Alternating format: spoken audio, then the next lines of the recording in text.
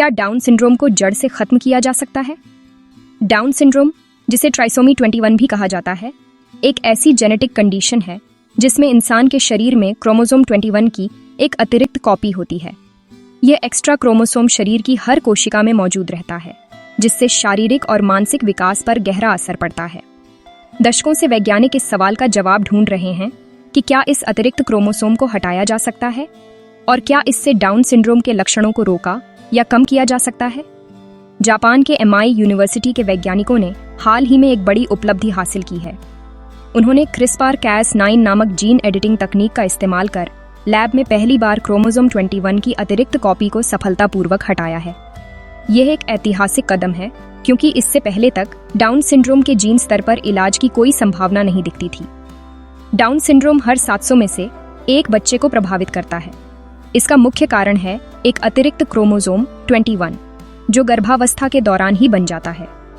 इस extra chromosome की वजह से बच्चों में सीखने की क्षमता, बोलने समझने की शक्ति और शारीरिक विकास पर असर पड़ता है।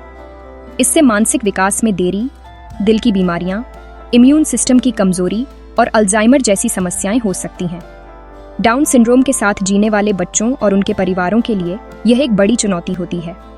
रिसर्चर रायोटारो हशिजुमे की टीम ने CRISPR तकनीक का इस्तेमाल कर सिर्फ अतिरिक्त क्रोमोसोम को टारगेट किया, यानी उन्होंने बाकी जीन को बिना छेड़े सिर्फ एक्स्ट्रा कॉपी को हटाया। इसके बाद उन्होंने देखा कि जिन कोशिकाओं से एक्स्ट्रा क्रोमोसोम हटाया गया, उनमें जीन एक्सप्रेशन सामान्य हो गया और सेल हेल्थ में भी सुधार आया। यह दिखाता है कि जीन एडिटिंग से डाउन सिंड्रोम के कारण होने वाली समस्याओं को कम किया जा सकता है। यह तकनीक न सिर्फ स्टेम सेल्स बल्कि त्वचा की कोशिकाओं पर भी कारगर रही, यानी भविष्य में यह इलाज शरीर के अलग अलग हिस्सों की कोशिकाओं पर भी लागू किया जा सकता है। इससे यह उम्मीद जगी है कि डाउन सिंड्रोम के इलाज के लिए नई थेरेपीज विकसित की जा सकती हैं। एडिटिंग के बाद कोशिकाएं तेजी से बढ़ीं, उनमें तनाव के संकेत कम हुए और माइटोकॉन्ड्रिया का फंक्शन भी बेहतर हुआ। माइटोकॉन्ड्रिया, जो सेल की एनर्जी फैक्ट्री है, उसकी हेल्थ सुधरने से पूरे शरीर की एनर्जी और फंक्शनिंग पर पॉजिटिव असर पड़ सकता है। हालांकि इस तकनीक में कुछ ऑफ टारगेट इफेक्ट्स भी देखे गए, यानी कभी कभी जीन एडिटिंग गलत जगह पर भी असर डाल सकती है। इसलिए रिसर्चर्स अभी इस तकनीक को और सुरक्षित और सटीक बनाने पर काम कर रहे हैं। अगर यह तकनीक पूरी तरह सुरक्षित और असरदार साबित होती है तो यह भविष्य में रिजेनरेटिव थेरेपी में क्रांति ला सकती है। इससे डाउन सिंड्रोम के अलावा दूसरी जेनेटिक बीमारियों के इलाज के रास्ते भी खुल सकते हैं।